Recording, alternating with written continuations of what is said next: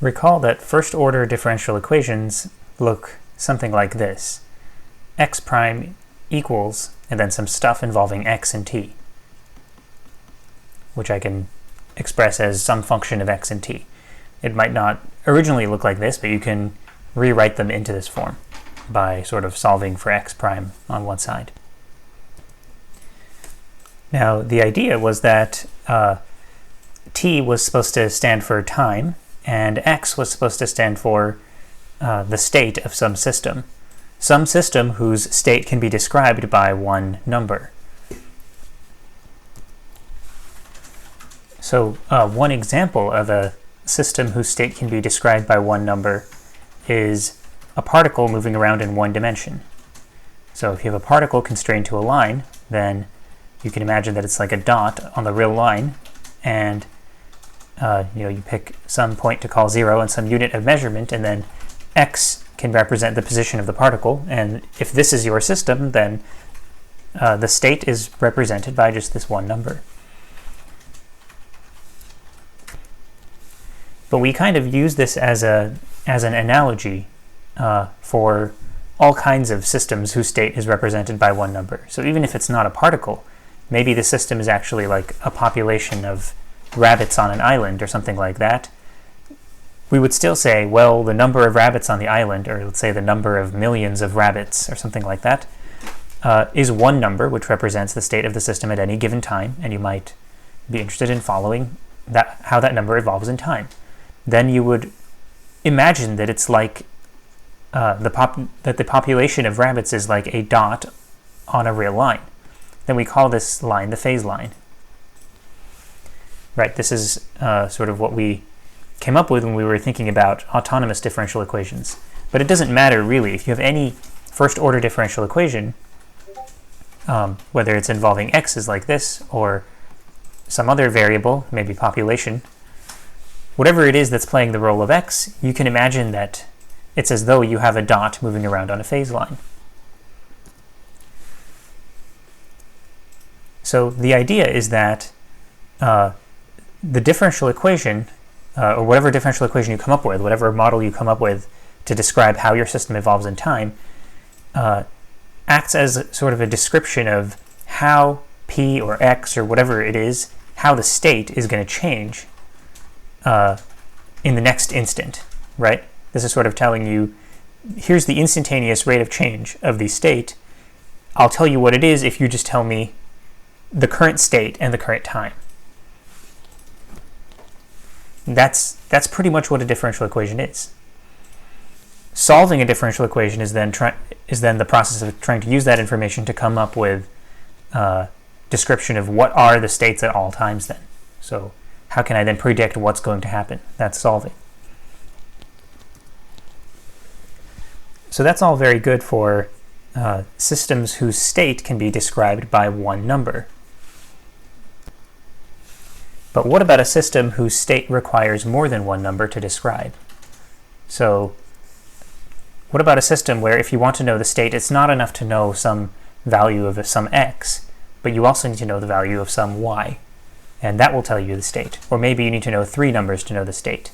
And all of these can depend on time. Then, in that context, what is a differential equation? Well, before we give what is a differential equation, how does the phase line change? So instead of a phase line, let's say you have 2 states, it becomes a phase plane. So sort of an xy plane. Then, just like at different times, you can have your particle or your population level or whatever. I guess it doesn't make sense for population to be negative, but you can have whatever it is move around at different times and be at different points on the phase line, right? This is like just the x-axis. Now we're introducing a second axis and saying, well, suppose you have a system whose state is described by 2 numbers, then different points in this plane could represent the state at different times. So maybe at time equals 0, the state of the system is x equals 1, y equals 1. And then at time 1, the state of the system is x equals 0 and y equals 2, and so on. So instead of watching, as time plays out, instead of watching this dot move around in this one dimension, you would watch a dot move around in 2 dimensions. which you can imagine can be quite a bit more complicated of a thing to watch. Okay, but what is a differential equation in this context? So in the phase line context, where you just have one unknown function, state being described by one number at any given time, x, in that situation, a differential equation amounted to, on the phase line, given a point on the phase line, so given the actual x value, and given the time, if you know the time, then it'll tell you x prime, right? F of x and t. That's what a differential equation does. So it's telling you how, in the next instant, what should be expected. If I make a small Euler step, if you like, if you think about it in terms of numerical approximation, then which way should I expect x to change, forward or backwards, and by how much per unit time? So think of a differential equation like this as attaching little velocity vectors at different points. Of course, as time changes, the velocity vectors associated at different points are also changing. But by knowing x prime, we're sort of learning about this one-dimensional velocity vector that tells us which way x is going to change depending on where x currently is. And not just which way, but how much it will change per unit time change. It's the same deal here. We want a differential equation to describe the same kind of information. At any given point in the phase plane, so any given value of x and y, the differential equation should provide us information as to how x and how y change. And that information might also depend on what time it is. So here's what we might expect. It should tell us the instantaneous rate of change of x and the instantaneous rate of change of y. And it should give us this information in a way that might actually depend on the current value of x, the current value of y, and the current time. And it might depend in different ways. There's no reason for me to have given these the same name.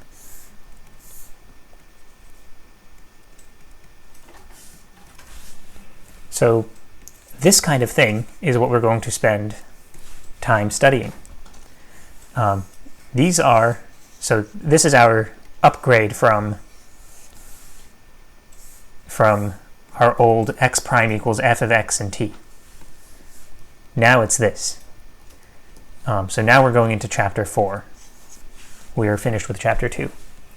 And this is called a differential equation system, or a system of differential equations, as opposed to an individual differential equation like something like this. So it's a list of differential equations where you have as many differential equations as you have unknown functions. So here, 2 unknown functions, 2 differential equations. But it's more than just like giving you multiple ordinary individual differential equations. What's interesting is that they can be coupled. So here you have x and y being unknown, and x prime, to know x prime at any given time, you might need to know more than just x and t. You might also need to know y, right? Y can get involved in the differential equation for x prime. To know y prime, x can get involved in that. So you can't just treat these individually. It's not possible to just take this on its own and then try to solve for the unknown function x, because y is also unknown. And you can't treat this individually. X is also unknown. So you have to treat the thing as a whole.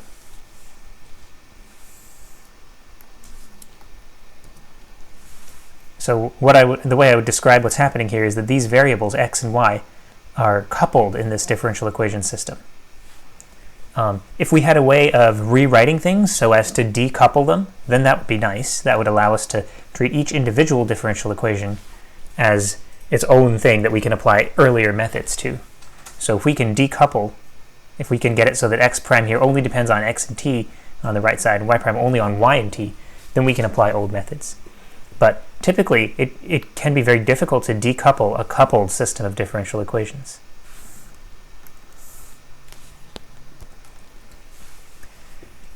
Often for linear systems of differential equations, which are the main thing we're going to study, we will have a way of decoupling, and that's going to be to solve eigenvalue problems. So that thing that you learned about probably towards the middle or end of Math 4A or wherever you took linear algebra, that's coming back. Solving an eigenvalue problem for a matrix is going to be a really amazing way to decouple coupled systems of differential equations. So that's coming up a little bit later. I think probably the next lecture will be sort of a linear algebra review, just to make sure we're all on the same page with that stuff. And then the lecture after that, towards the end of this week, will be starting to look at the methods involved there. But for today's lecture, I just want to explore where these kinds of systems come up and what kinds of methods are available to us without getting into any fancy linear algebra. So just looking at some things that are immediately available that we can do. So now I want to give you some examples of what I mean by coupled versus not coupled systems of differential equations. So here, imagine that you have an island of rabbits. Let's say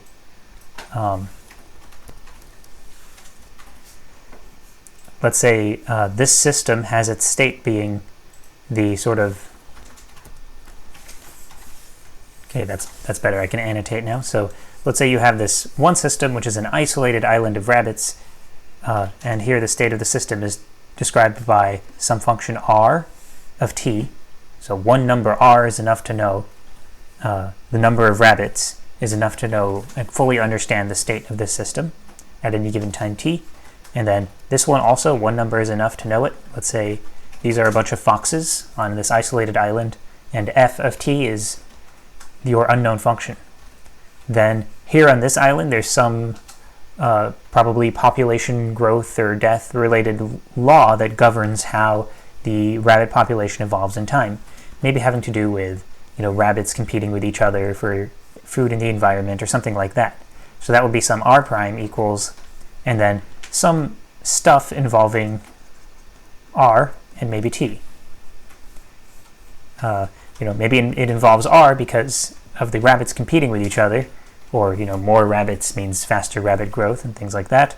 Maybe it involves t because there's some background like natural disasters or things like that. And similarly here, f prime equals some function involving f and t, and they cannot interact, right? R cannot affect f prime and f cannot affect r prime. So I would say that these are two decoupled systems. This is one system which leads to one differential equation and another system which leads to another differential equation. If you just wrote them next to each other and you said, r prime equals this, f prime equals that, that's not any harder to deal with than just dealing with these individually, right? Even though technically it would be called a system of differential equations, like I'm describing here. But now, suppose they're not isolated, and in fact they're on the same island, so they can interact with each other. Maybe the foxes can eat the rabbits.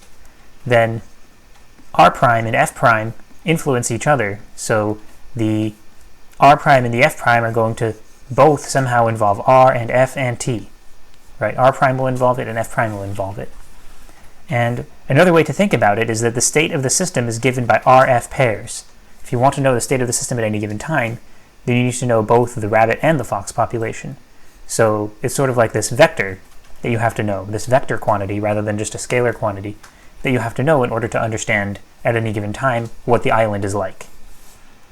And what we have is that this vector prime, which means r prime, f prime, so the rate of change with respect to time of this vector valued function of t is going to be given by some sort of vector valued function of r and f and t.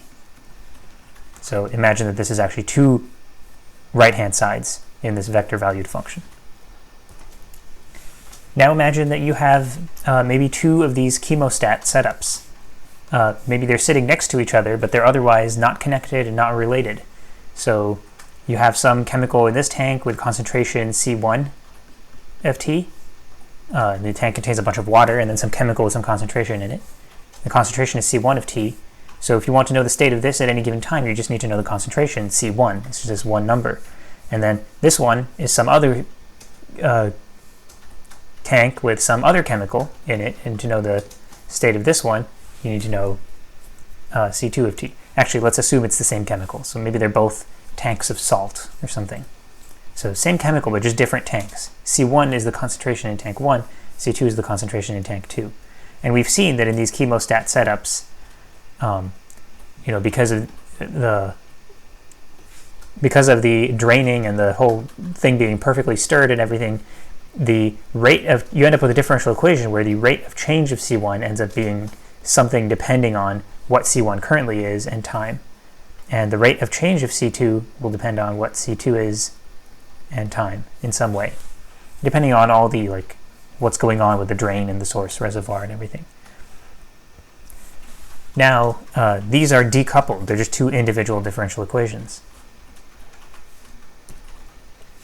Let's now replace it with a system where we actually connect these two, and now they can influence each other. So now you've got, if you want to understand the state of the system, you still just have to know these two numbers, C1 and C2, but you cannot write individual differential equations, like one for C1 involving only C1 and one for C2 involving only C2. Instead, they will become coupled because if you have, say, a pump pumping stuff from here into there, then the rate of change of the amount of chemical in here is going to depend on the concentration that it's coming from, of the tank that it's coming from, right? So you've got these two unknown functions, and the differential equations will involve both. So C1 prime will be some, I guess in this setup, if the pump is just going this way, then C1 prime maybe will just involve C1 and T, but C2 prime will involve C2 and T, and hey, maybe C1 also. So you see the coupling. C1 shows up in the differential equation for C2. And you could totally imagine setups where it's even more coupled. So you have C2 also showing up here. And again, you can think of it as a C1, C2 vector describing the state of the system rather than just one number like C1. And the differential equation is d dt of this vector equals, and then this vector valued function f and g.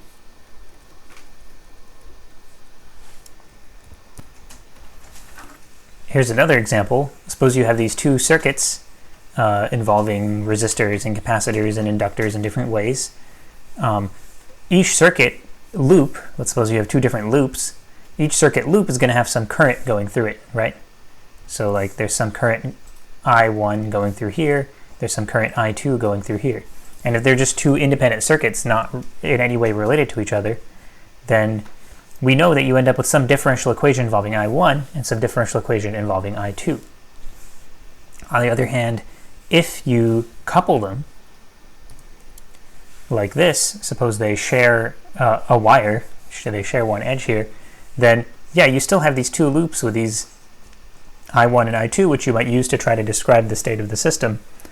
But now I1 and I2 are going to be coupled. So the differential equation for I1 is going to end up involving I2, and the differential equation for I2 will end up involving I1. To see exactly how they would get coupled, we have to, the way we actually write these differential equations, sometimes they end up being second order, right? Like when this inductor is here. The way we got these was using Kirchhoff's voltage law, right? Kind of going around and being like, energy is conserved, so as I accumulate voltage drop around the loop, I should get 0.